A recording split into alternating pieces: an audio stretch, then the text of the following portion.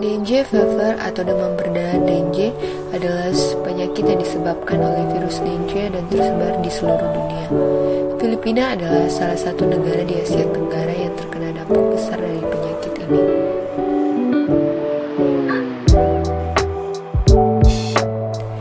Menurut World Health Organization atau WHO, kasus DBD di Filipina telah meningkat lebih dari 10 kali lipat antara tahun 2008 dan 2018.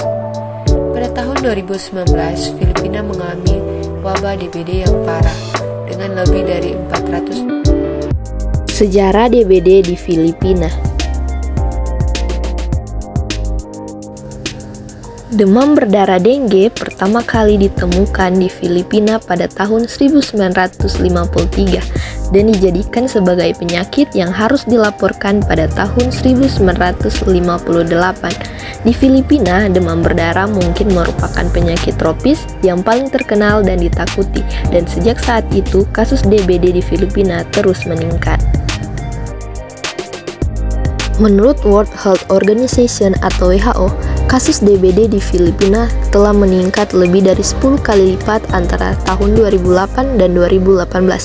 Pada tahun 2019, Filipina mengalami wabah DBD yang parah. Jumlah kasus yang tercatat adalah sebanyak 437.563 kasus, berkontribusi pada kasus demam berdarah tertinggi yang pernah tercatat secara global. Batasan kriteria yang selama ini ditetapkan Badan Kesehatan Dunia atau WHO mengenai batasan demam berdarah dengue atau DBD memang sangat umum. Badan organisasi PBB yang bergerak di bidang kesehatan ini menyebutkan patokan gejala klinis penyakit DBD sebagai berikut. Yang pertama, demam tinggi dengan mendadak dan secara terus-menerus selama 2-7 hari. Yang kedua, manifestasi pendarahan. Yang ketiga, pembesaran hati. Yang keempat, disertai atau tanpa disertai renjatan. Yang kelima, trombositopenia. Dan yang keenam, hemokonsentrasi atau pembesaran plasma.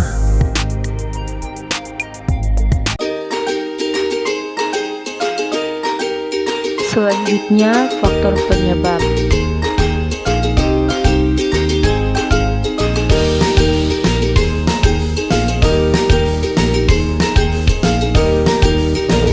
Yang pertama, etiologi faktor yang terdiri dari virus dengue yang termasuk dalam Flavirus grup famili Togaviridae.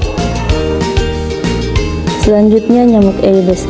Virus Aedes aegypti ditularkan dari orang sakit ke orang sehat melalui gigitan nyamuk Aedes aegypti dari subgenus Thegomia. Selanjutnya, manusia.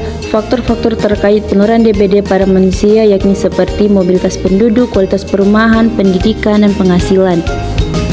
Selanjutnya, melalui konsep epidemiologi seperti agen. Agen pada penyakit DBD adalah nyamuk Aedes aegypti. Selanjutnya, penjamu yakni manusia dan lingkungan.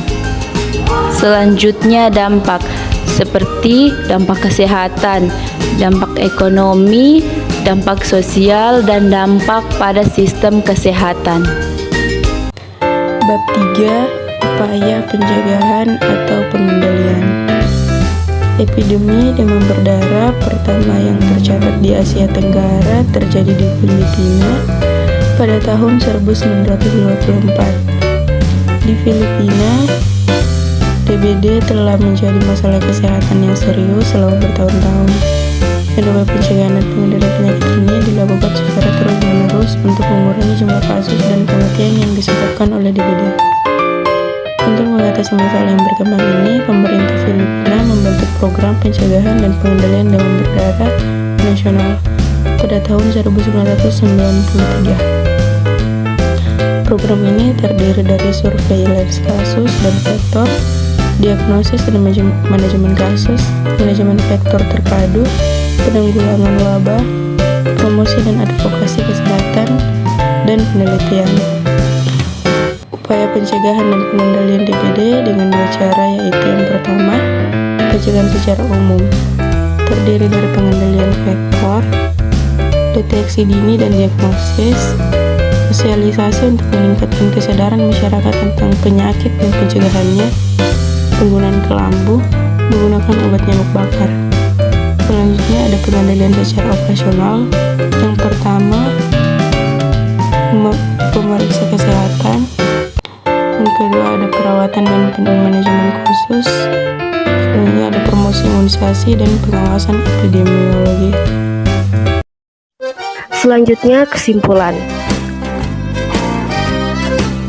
Filipina menjadi salah satu negara di Asia Tenggara yang terkena dampak besar dari penyakit DBD ini, karena DBD pertama kali ditemukan di Filipina pada tahun 1953 dan sejak saat itu kasus DBD di Filipina terus meningkat. Epidemi DBD pertama kali dilaporkan di Filipina pada tahun 1953 sampai tahun 1954 dan di Thailand pada tahun 1958. Nyamuk dapat menularkan kembali virus dengue saat nyamuk ini sudah hinggap atau menggigit pejamunya yang sudah positif terkena penyakit DBD. Dan selanjutnya, hinggap pada pejamu yang sehat dan secara tidak langsung nyamuk Aedes aegypti ini sudah menularkan virusnya. Lingkungan yang kotor adalah salah satu tempat berkembang biaknya nyamuk Aedes aegypti. Tempat yang menjadi sarang nyamuk ini seperti selokan yang kotor, kaleng bekas yang tergenang air, tempat penampungan air yang tidak ditutup, dan bak mandi yang jarang dibersihkan. Selanjutnya saran atau rekomendasi. Pemerintah Filipina telah mengambil beberapa langkah untuk mengurangi penyebaran DBD, termasuk program pemberantasan vektor, kampanye kesadaran masyarakat, dan peningkatan akses ke perawatan kesehatan.